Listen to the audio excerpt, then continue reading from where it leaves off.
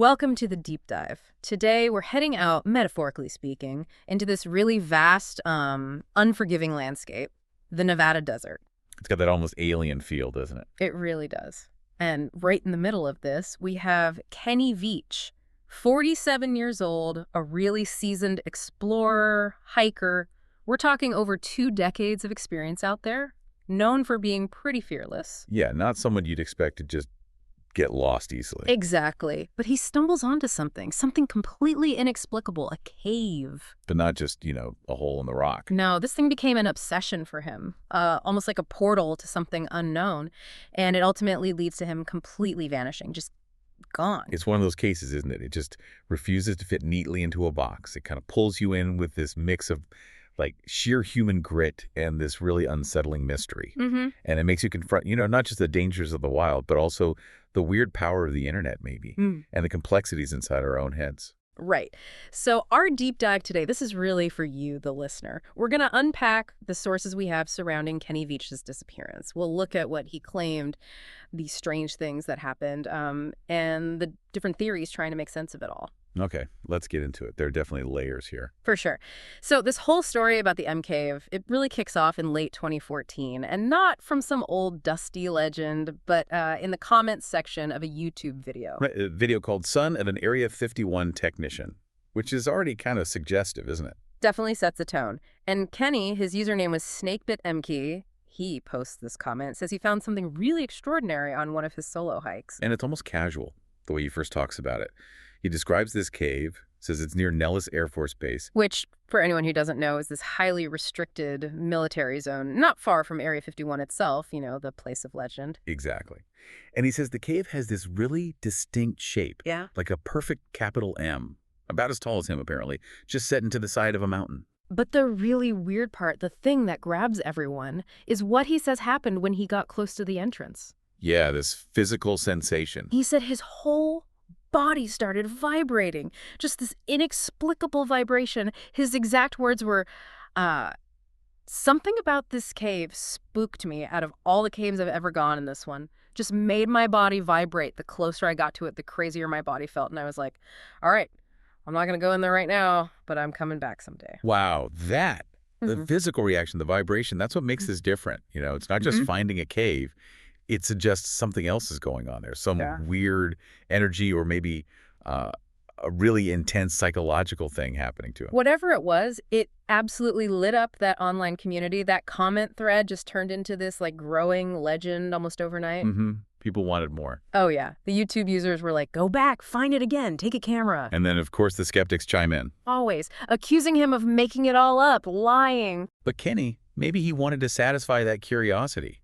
Or maybe just, prove the haters wrong. Right. He took the challenge. He was determined. He was going to go back and get proof. So this is just weeks before he disappears. Yeah. He gears up, goes out again, specifically looking for this M cave. Yep. Got his video camera this time, and he mentioned bringing a weapon, for protection. Smart move out there. And that video he filmed on that trip, it later becomes this really haunting piece of the puzzle, doesn't it? One of the last times we sort of see him. It really is. Yeah. What do you think it says about his mindset then? That he was so willing to film this really personal, kind of dangerous search? It points to maybe needing that validation. Right, yeah. Especially from this online crowd that can be, super supportive one minute and then just brutal the next. Yeah. He definitely intended to get evidence. Yeah. Which makes what happens next even stranger.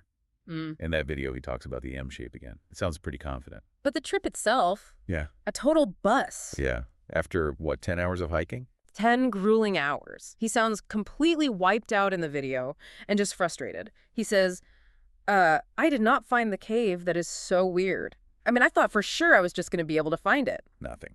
No clues about the M cave at all. Imagine how disappointing that must have been for him and for everyone watching online. You can see how that might just double down his determination, right? Yeah. Making him almost desperate to find it. Oh, totally. And the online pressure just ramps up. Predictably, yeah. More criticism, people basically daring him to try again, a third time. It really shows how that, digital echo chamber can just amplify things for someone, turning his personal mission into this public spectacle. With potentially really dangerous consequences. And amongst all those comments egging him on, there was this one one comment that just stands out now. It's incredibly eerie. What did it say? It said, "No, do not go back there. If you find that cave entrance, don't go in. You won't get out." Wow. Chilling. Like a prophecy almost. Right. But Kenny, he wasn't deterred. Not by the skeptics, not even by that warning. He was absolutely set on going back. He posts again, lays out his plan for a third trip. Solo. Yep. He says, I'm going to go again this weekend. I will be hiking solo for 3 days. I plan on covering about 40 miles. I will cross through the same canyon where I found the cave if I don't find it again. I will just continue hiking over mountain after mountain to the north of the canyon. I dare any of the people that like to run their mouths on here to join me. The M cave is the only cave I've ever feared going inside. I really want to find it again. That line. The only cave I've ever feared going inside. That says a lot. Fear, but also this intense draw. Absolutely. So November 10th, 2014. 6 in the morning, Kenny heads out. His big mission to find the M cave, once and for all, maybe. And before he goes, he texts his girlfriend, Sharian. Yeah, just says he'll be back in a few days. You know, the kind of check-in you do, an anchor. But that anchor, it snaps. Because the return text, the I'm back safe message, it never arrived. Silence. And as that third day starts ticking by, the hope just starts to fade, doesn't it? Turns into real alarm. Understandably, that's when Sharian does the right thing. She calls the authorities. And just a few hours after her call, the official search for Kenny Veach gets underway. It's always that breakdown in communication, isn't it, that signals something's gone terribly wrong. So the search starts. They find his car, parked right where you'd expect, at the foot of the mountain, standard hiker starting point. But then, on November 22nd, things get really strange. The phone. Exactly. Investigators find Kenny's cell phone and some loose change right next to it. Not in his car, not on a main trail, but near this abandoned mine shaft. It's about a 4-hour hike from where his car was parked. Okay, so phone and change by a mine shaft. Yeah. But no Kenny? No Kenny, not in the shaft, not nearby, just vanished. The phone and change are there, he isn't. That's odd. Very odd. That immediately makes you think, doesn't it? This wasn't someone just wandering off and getting lost. Right. Investigators were definitely intrigued. And Sharian, his girlfriend, she had some important insights here. What did she say? She pointed out that Kenny wore cargo pants. You know, the ones with the deep pockets, usually buttoned or Velcroed? Yeah, stuff doesn't just fall out of those easily. Exactly. She said the phone couldn't have just fallen out. Plus, she insisted Kenny wasn't careless with his belongings. He wouldn't just leave his phone and change lying around. So her conclusion was? That he must have left them there on purpose. Deliberately. Okay? Why? As a clue. Maybe. Or, she suggested, maybe he wanted to avoid being tracked, you know, by the GPS on the phone. If that's true, that really shifts things. That implies he was consciously trying to disappear, or at least prevent being followed. Yeah. It adds this layer of intention. It absolutely does. It moves it away from just a simple accident. But even with that potential clue, the trail just went completely cold. Nothing after the phone. Nothing. His whereabouts remained a total mystery. And then, investigators search his house, and they find something else that's peculiar. Or rather, something that isn't there on his final trip. Let me guess. The video camera. Bingo. His video camera was at home, which makes no sense if his goal was still to film the M cave, right? He'd announced it on YouTube, I'm going back, I'll get footage. So why leave the camera behind? That's a huge question mark. It really undermines the idea that the third trip was purely about proving the cave existed to his online critics. It really does, unless his motivation had changed entirely by then. Suggests a different purpose for that final hike, maybe. Something beyond just getting validation online. And compounding all this, nothing else of his was ever found. No backpack, no weapon, none of his other gear. Just the phone and change by the mine shaft. Which is significant, especially given the terrain. You'd expect something eventually. And it gets even grimmer, because that whole area, it's now under the control of the Nellis Range. Military exclusion zone. Meaning it's basically off limits to civilians. Only military personnel allowed in. Which makes the chances of ever finding him, well, they seem incredibly slim now. So the official investigation hits a dead end. No Kenny.